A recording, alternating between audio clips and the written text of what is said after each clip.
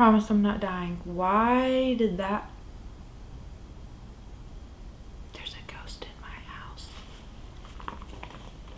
I'm by myself and the lights just turned on. That's creepy. Okay, it's not a ghost. It's just my cat playing with the light switches, which is the much more like obvious explanation, but my mind goes to ghost.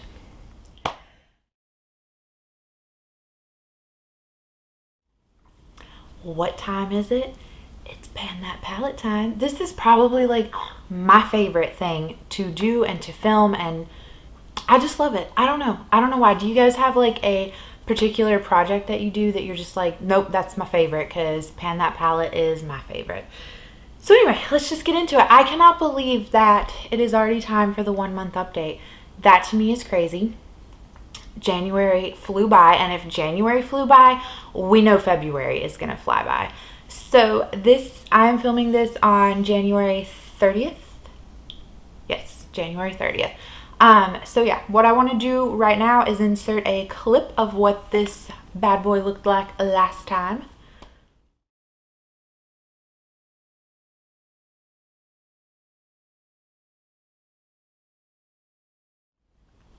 Okay, are you ready? Because here's what he's looking like now. Oh, look at all that. Oh, I am so shocked actually, because we have pan on 3 shades already after month 1. Now granted, no one is really surprised that we have pan on cream, because you guys know these cream type shades I use every day to set down like my eyeshadow base, and I have very oily eyelids, so I need something like that. So we have pan on that one. That was the first shade that I hit pan on. And then we also have, let's see, I have tried to use fawn very much in the same way as I have cream, and it's just a hair too dark.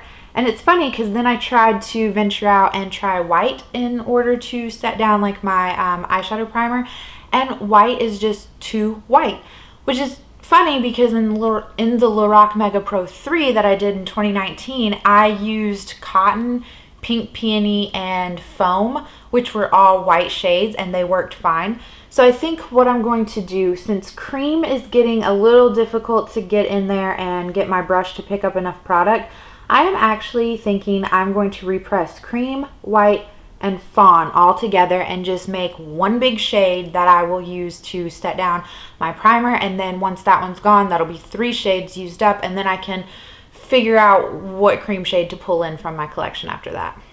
But anyway, the next shade that we have pan on is Merlot, which is a very pretty like satin finish, deep purple, like purple burgundy kind of shade. It's just very, very pretty. I have like swatches from other things on my hand, and so just right there. So here's Merlot. It is such a gorgeous shade. I think I was able to hit pan on it so quickly because it was the shade that I used on my outer V daily, and it is a very soft shade. It's not very like hard packed in there, but yeah, really enjoyed that one.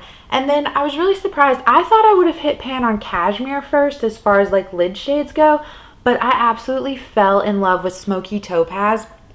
And again, the shimmers in here are not like hard pressed by any means. They're very soft.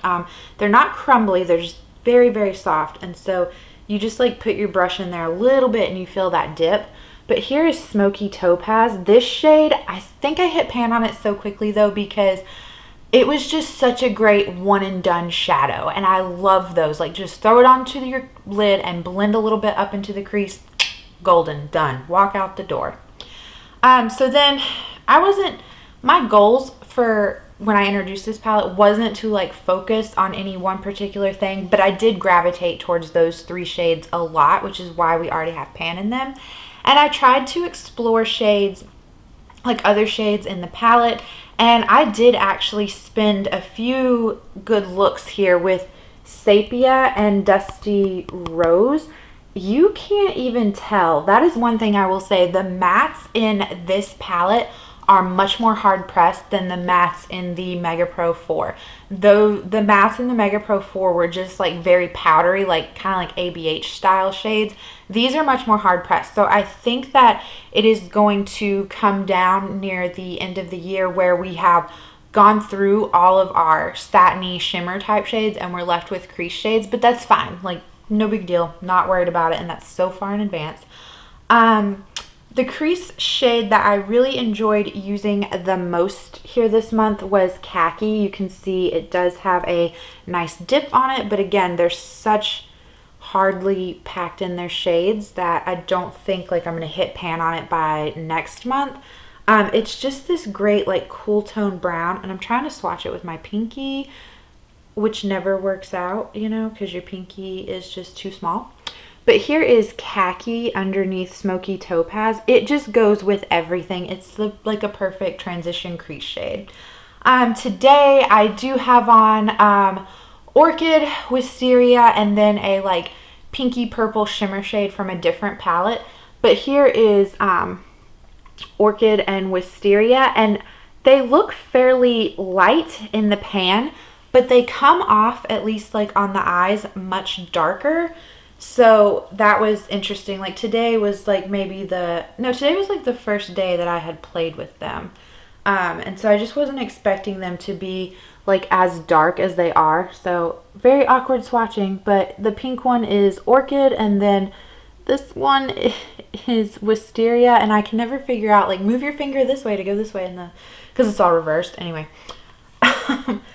the point is that they just, yeah, they're much darker. So like Orchid looks in the pan like just this pretty light, like pinky shade, but actually like when you use it, it's much more like a vibrant pink. I'm not like mad at it. It just wasn't expected. So, but I really do like the look that I ended up coming up with. And then the last thing I will say is I have favored Dusty Rose a lot. There's quite a big dip in it. I'm really surprised that I don't have pan in Dusty Rose yet. It's been a really great like crease shade, outer V shade, things like that. And then when I hit pan on Merlot, I quit using it because I didn't want to like focus on any one shade. January was supposed to be like your playtime month. And so after I hit pan on Merlot, I started using maroon in my crease and in my outer V. And it is just this great like dark brown shade, but you can blend it out to be lighter. So it's really versatile.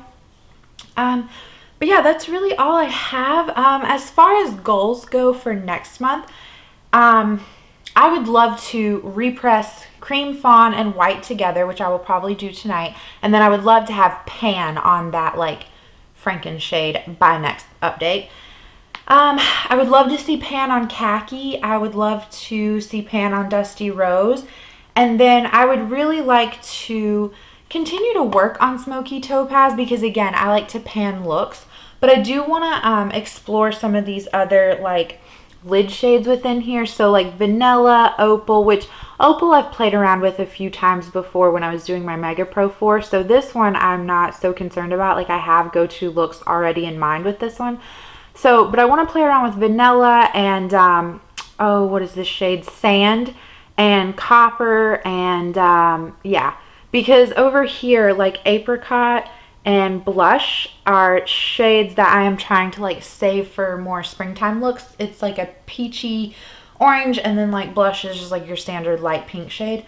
But, yeah, other than that, that is kind of all I have. Sorry if this felt a bit rambly. It sounded a bit rambly coming out. But I'm just so excited, I guess. But, yeah, that is it. I hope you guys are having a good day or whatever it is when you're watching this. And if you're doing pan that palette, please let me know how you're doing down below, and I will come check you out if you're updating on like social media. But until the next video, I will catch you guys later. Bye!